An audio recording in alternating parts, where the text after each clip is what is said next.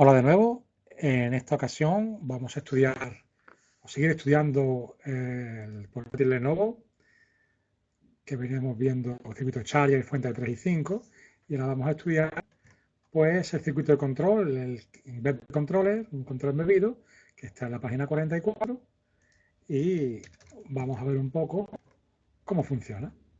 Bueno, pues este es el circuito de control, el control embebido, que tiene este aspecto de 128 patillas y bueno, pues lo identificáis muy fácilmente en el portátil. Y esto es un circuito de control que se divide en bloques, un circuito por bloques. Entonces tiene el bloque LPC, que es con el que se comunica con el PPH, en este caso porque es Intel. Tiene un circuito que genera modulación de noche de pulsos. Tiene un circuito, tiene un bloque para tener la BIOS, la externa y la que tiene interna, es una BIOS programable. Necesitas un programa de BIOS de circuito de control para que funcione, para que poder programar si se te rompe. Tiene el bloque GPIO, General Purpose Input Output, el circuito SN-Bus, que es Serial Main Bus, circuito para encenderlo, para levantarlo, y más GPIO, y tiene su propio reloj interno. Y bueno, un circuito como esto, como es muy grande, tiene 128 patillas, la representación que se hace es que toda la alimentación se pone en la parte de arriba y todas las tierras se ponen en la parte de abajo. Entonces, todas las tierras. Sin embargo, las patillas están en distintos sitios. En una la ven 1, otra la 27, la 49, y así hasta que termina. Y esto es porque cada bloque diferente tiene su propia alimentación y su propia tierra. Bueno, lo primero que debemos saber es si queremos ver si un circuito trabaja, lo primero es ver si este circuito está alimentado. Este circuito, el pin 11, que aquí pone VTC, se alimenta por más 3 VS. Recuerdan que más 3 VS se genera en nuestra fuente de 3 y 5. Vamos a verla para recordarlo. Bueno, como recordaréis de mi anterior vídeo, pues este es el circuito que genera los 3 voltios.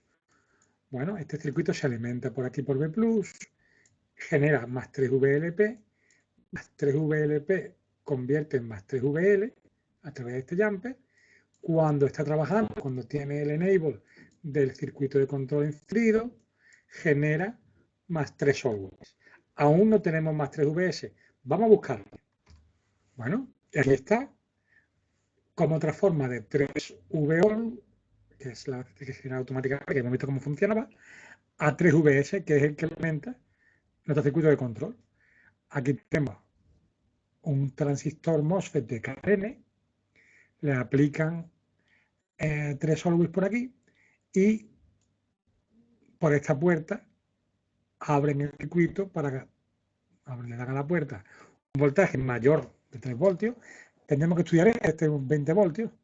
Aquí tenemos un divisor de tensión y notaría aquí, a ver aquí todo resistencia, aquí tenemos un divisor de tensión porque está resistencia a la tierra.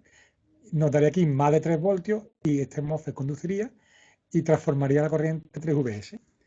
Volvamos a nuestro circuito de control. Ya hemos visto donde aparece nuestro circuito de control alimentado por 3 VS, hemos visto dónde sale. Y ahora tendríamos que ver el resto de las alimentaciones, que son alimentaciones de standby. Entonces, fijaos, 3VL alimenta estas patillas y una vez que se genera el always, ya deja de alimentar por 3VL y lo alimenta por 3V always. Entonces, significa que una señal que está siempre presente una vez que esté alimentado.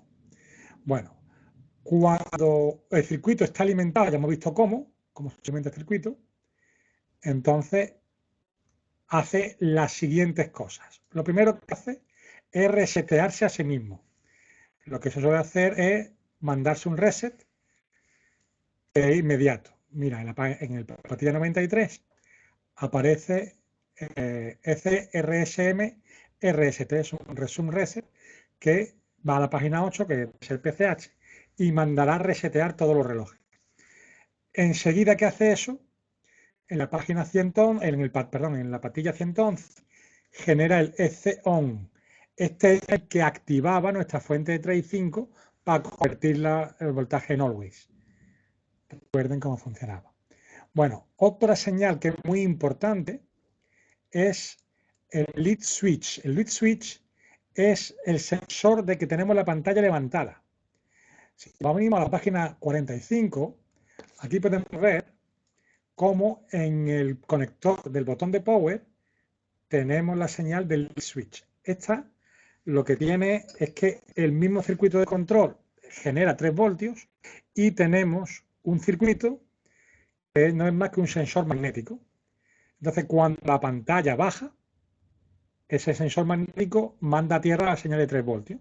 Por lo tanto, si nosotros no tenemos lead switch encendido, no tenemos 3,3 voltios, el lead switch, nuestro ordenador portátil, pues no va a encender. Luego, otra señal que es importantísima, además del rest y del lead switch, necesitamos el AC-in. Para los que no se acuerden o no hayan visto el vídeo anterior de cómo se generaba AC-in, lo vamos a pasar. Bueno, estamos ahora mismo en nuestro circuito de charger. Recordamos nuestro sistema se enchufaba por el cargador, generaba el voltaje in, se vio en los vídeos pasados, y polarizaban estos dos MOSFET y generaban B+, que son los 19 voltios de voltaje principal, la idea principal de iluminación de nuestro portátil. De aquí vienen los 3 y los 5 voltios, y esos 3 voltios se aplican para alimentar el circuito que estamos estudiando ahora mismo, que es el circuito de control. Bueno, este circuito detectaba el cargador y hacía sus cálculos. Uno de ellos era que generaba un voltaje de referencia que era el llamado BQ24737, VDD. Este voltaje lo aplicaba aquí, eran 6 voltios, quiero recordar, y cuando el cargador estaba presente, la señal CPRN era 0, por lo tanto aquí podía hacer un divisor de tensión y son aproximadamente 2 voltios y pico largos, 3 voltios, y generaba la señal AC-in, que va directamente a la página 44, que es nuestro circuito de control. Si nosotros venimos a nuestra página 44, vemos que efectivamente tenemos aquí una línea AC-in que si no está presente, nuestro ordenador portátil no va a encender. Entonces ya sabemos que tenemos que tener, uno, la alimentación de 19 voltios, la resistencia Kelvin. Dos, que tenemos que tener la línea de 3 y 5 voltios activa. En este caso, en otros portátiles habrá que ver si son 9 y 3 voltios. Por lo tanto, pues podemos obviar esto y decir que si tenemos 3,3 voltios en la alimentación del KBC, aquí, entonces en nuestra fuente de 3 está funcionando. Luego tendríamos que tener nuestra reset resum, que eso está claro que va a funcionar si no resetea nuestro circuito está estropeado. Y luego nuestro EC-ON. Una vez que encienda esto, me va a generar la señal always en el portátil. Luego vemos que tiene el lead switch y el AC-in. Con eso podemos decir que nuestro circuito de control está trabajando. Al menos una parte, que es la parte del encendido. Puedes tener problemas de slide, puedes tener problemas de que no funcione, por ejemplo, el circuito del LED, porque señales de cabecera no estén funcionando. Pero para que el ordenador encienda, haga ruido el ventilador y todo esto, son señales que envía el KBC, el circuito de control. Bueno, el circuito de control tiene un montón de cosas que estudiar, pero bueno, no voy a extender más en este vídeo. Solo tenéis que saber que se comunica con el PH a través del protocolo LPC y el encendido, el power switch, que está dentro del circuito, la línea se llama on-off. Provoca un cambio de estado en el circuito PCH, que es el que realmente enciende nuestro ordenador portátil. Entonces, aquí puede pasar varias cosas, que sea 3 voltios, 0 voltios, 3 voltios, 2,8, 3,3, una cosa así, y provoca el cambio de estado en nuestro PCH que estudiaremos en el siguiente vídeo. Bueno, no en el siguiente, en próximos vídeos. Antes tenemos que hacer un vídeo de cómo funciona el modulación de pulso con pareja de MOSFET para que se entienda bien. Luego, por ejemplo, esto de aquí son la comunicación de la carga de batería, es con este de aquí, el SMB Clock 1, Data 1, lo veremos cuando estemos estudiando la carga de este portátil en futuros vídeos. Y el ECVR-ON es el que me enciende, también lo veremos, la fuente de procesador, el CPU Core. Luego, habría que estudiar varias líneas de estas, pero eso es muy extenso. Y esto, pues, cuando hacemos cursos presenciales que duran 7 días, pues sí se puede extender uno más.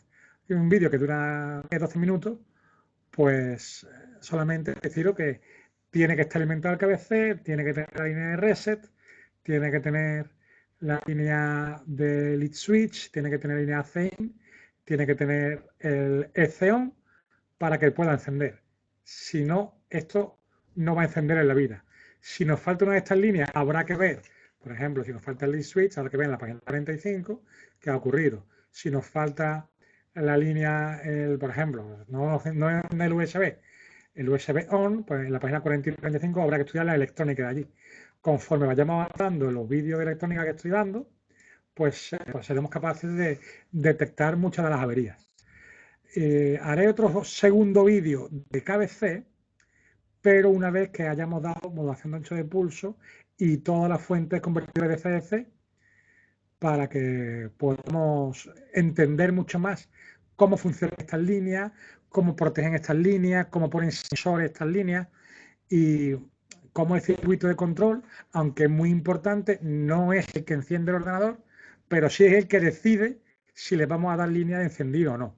Veremos también cuándo necesita programación el circuito de control, cuándo necesita programación la BIOS, cuándo el problema que tenemos es un revaling, cuándo el problema que tenemos es un reflow, y todas estas averías son muy sencillas, son medibles y podemos trabajar con la electrónica. El plano nos va a decir todo absolutamente. Fijaos, por ejemplo, esta línea, más 3 always guión bajo EC, no es más que esta línea cuando pasa por este filtro. De tal manera que si yo me faltan estos 3 voltios, pero tengo estos, yo puedo deducir que esta bobina no está trabajando. Me falta que tengo voltaje, aquí no. Pues la verdad que tengo es que esta bobina está estropeada. Si lo que tengo es un cortocircuito, puedo pensar que este condensador o este otro está a tierra. Eso, con el plano esquemático es muy sencillo, muy sencillo, descubrir cualquier avería de cualquier aparato electrónico.